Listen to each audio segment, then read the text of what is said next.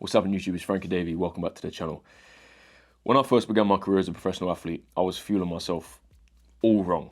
Counting calories, always suffering with niggling injuries, low mood, irritable. And when I look back, I now realize it was all down to my diet at the time. So in today's video, I want to talk about what I've changed since then and how I now fuel myself for performance and, more importantly, to live a healthier, more sustainable lifestyle. Let's get into it. So overall, my day-to-day diet is whole foods focused, and that means real single ingredient foods at least 80% of the time. Naturally sourced, even organic if possible. But within that, I have 5 key staples of my diet that I like to stick to. The first one being eggs. So if you know me, you know my love for eggs. I like to eat at least 5 or 6 each and every single day. My eggs are all sourced locally from a farm literally 3 minutes down the road from me. All of the eggs are pasture raised, free range, and by that I mean the chickens are actually outside roaming. They have access to sunlight, they're walking on grass, they get fed well. And this is very important because what the chicken eats is what's going to be in the egg, and I eat the egg. So you are what you eat, you're a byproduct of it. So it's important to source your eggs as naturally and as organically as possible. A lot of these supermarket ones, whilst they may claim free range, they aren't. Or they're caged eggs. These are the ones I like to avoid. The benefits of eggs are endless, truly endless. One of the big misconceptions is that eggs cause a rise in cholesterol, which there's been many studies to say that is false. In fact, increasing dietary cholesterol is linked to an increase in testosterone, which as males is always desirable. So that's not something that concerns me. I've continued to eat 5 or 6 eggs every single day for the last, as I said, at least 3 years. Eggs are a key staple in my diet, and more recently, if you haven't been following me, sourdough does go alongside that too. And that's a homemade natural sourdough with 3 ingredients: water, flour and salt, nothing else. All of these breads in the supermarket, if you turn the background, there'll be 20 plus ingredients in. These are all bad for your gut health, causing inflammation in your body and a number of other things that could be more long-term effects. So one of the key staples of my diet is eggs and sourdough, possibly some salted butter on there, which is all, as I said, natural single ingredient foods. Another key staple of my diet is meat. Obviously, as an athlete, I'm training a lot, so protein is a key staple of my diet in order for recovery, for muscle growth, and all the other positive benefits of protein. The meat I like to eat most is red meat, steaks, ground mince, lamb, and also a lot of chicken. They're kind of my main 3, and then obviously there is fish and other things, but my go-to is pretty much steak, chicken, and lamb. And with my beef, in terms of cuts, I actually like the fatty cuts, ribeye steaks, sirloin steak with a big rind of fat on, and I eat all of that. Fat is good for the body. It's a great source of energy, again, good for testosterone. And if you look back at our ancestors, they would have eaten these things. They would have eaten the fat. The fat is the bit that your taste buds crave. I like the high % fat mince as well, which is often cheaper, a little fun fact. And then when it comes to chicken, again, I'd eat whole chicken, but I much prefer chicken thighs, chicken legs, chicken wings over the breast. Again, I feel it's got a lot more flavor, but it's also got more nutrients with the fat, with the skin, provided you season it right with some nice salt. When I can, I try and source all my meat from the butchers. I realize this isn't always possible, and even for me, I sometimes pop to Lidl and get some chicken. That's not the end of the world, but where possible, I do think it's good to get good quality meat. With this, I also like to eat animal fats and healthy oils, olive oil, coconut oil, butter.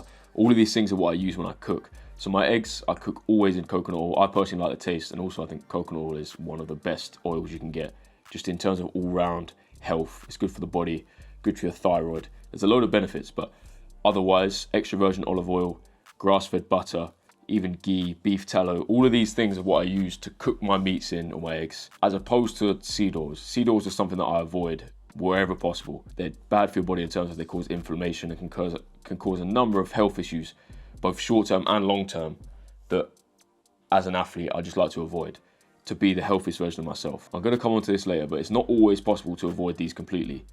But when I know what I'm cooking and when I'm cooking, I make the executive decision: no seed oils. Okay, so I know thus far all I've been talking about is meat and eggs. No, I'm not one of these carnivore guys. So let me put your mind at rest. Staple number 3 of my diet is fruit and veg. In terms of fruit, bananas are almost my go-to. I have at least 1 or 2 every single day. Great source of potassium, great before a workout, even after a workout. But for me, that is how I do them. I like to have 1 before boxing and 1 after boxing. Or if I'm training instead of boxing, it'll be 1 before training, 1 after training. Other fruits, berries, strawberries. I like to eat fruits that are in season when I can. So in the UK, berries in the summer, perfect, spring, summer. In general, I eat a lot of fruits. I think it's a great source of carbohydrates, clean. I don't think you can overeat fruit. A lot of these people say, oh, it's full of sugar. It's natural sugar. It's made by God. So I think you can eat as much fruit as you truly desire.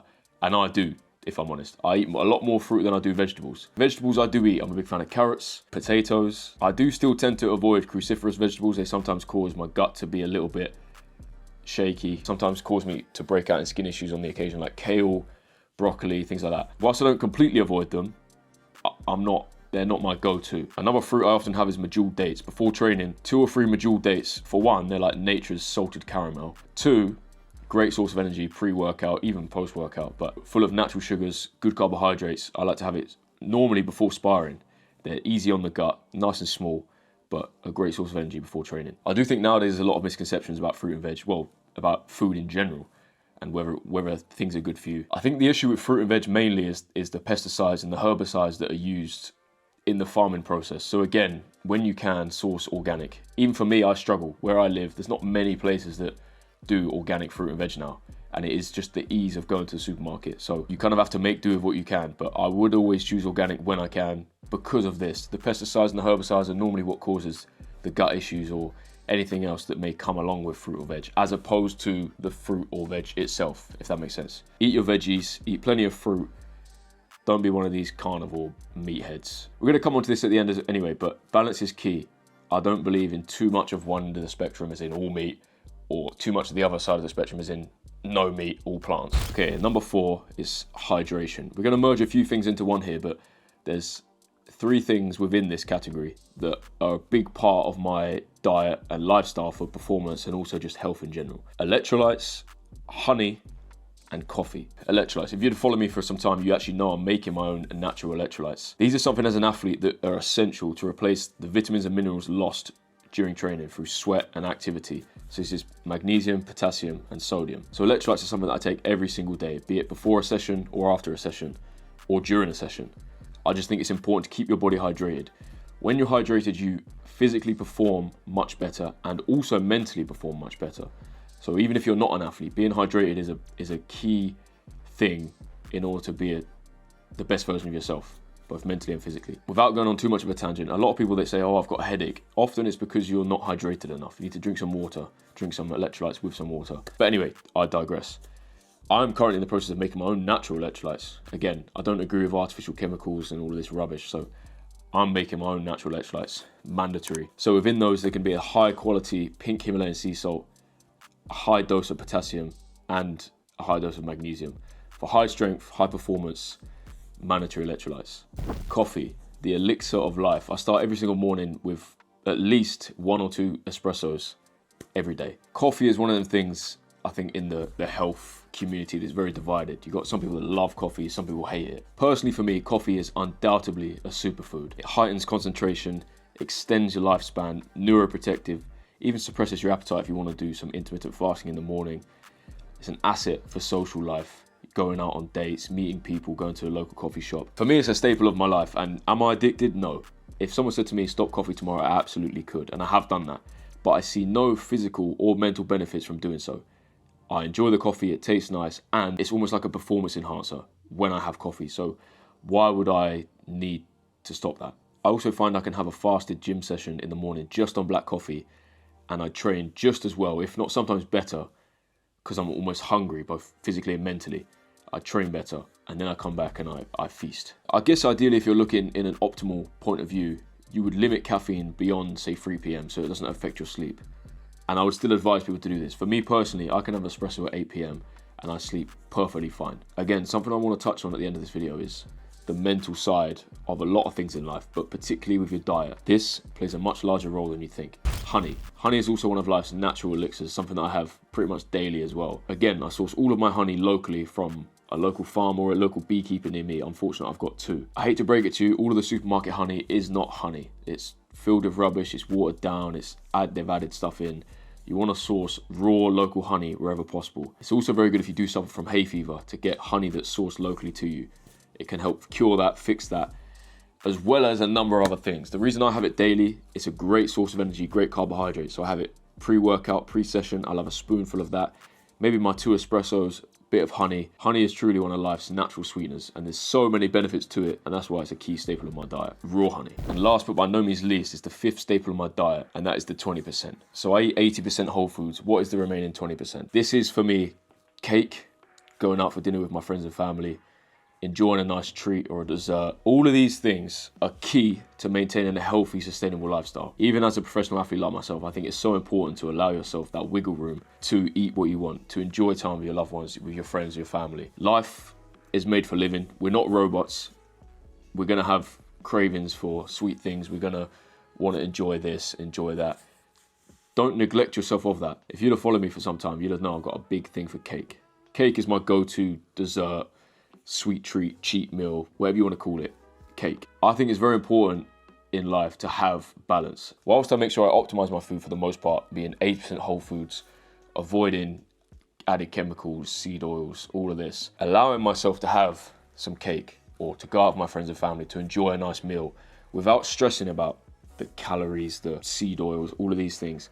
That is what, for me, makes me perform at my best. Life is short, and not to get too philosophical, but we're here to enjoy it. So I want to make sure I'm performing optimally. I feel good, I look good, but I also want to enjoy myself in the process. So that is why I like to balance the two. And when I say balance, of course, it's heavily weighed, 80% this side to 20% this side. I do allow myself to indulge in things that you possibly believe that you shouldn't. So those are the key staples that I like to abide by in my day-to-day life with my diet. However, I must say, my diet in itself is not the same every single day. I like to listen to my body. I think that's very important. What I'm fancying, what I'm craving, I listen to that. Also, I'm not a robot. If things happen with your family, if things happen with other things, your food changes. I just like to keep it simple and basic. Whole foods 80% of the time. The remaining 20, I've got some wiggle room. Don't look to optimize all the single 1% until you've built that solid foundation. What I mean by this is don't look to get organic fruit and veg, grass-fed beef, raw honey, until you've physically built that solid foundation of eating whole foods, eating real single ingredient foods. I think everyone's quick to run and go for these fast pills, this and that, to try and get these 1%, when actually the real things you need to be doing is training hard, sleeping well, and eating correctly. Then you can look to optimize all of the 1% in order to make those extra gains, so to speak. Solidify your base, and then you can optimize it from there. Also, your mental state is just as important as your physical state for both performance, but also your all-round enjoyment in life. So if you do have something that isn't a whole food, isn't a real single ingredient food, don't stress it. The more you worry about, oh, I've just eaten this, what's the effect on my body going to be? The worse the effect will be. When I eat cake, I tell myself, cake is good for me.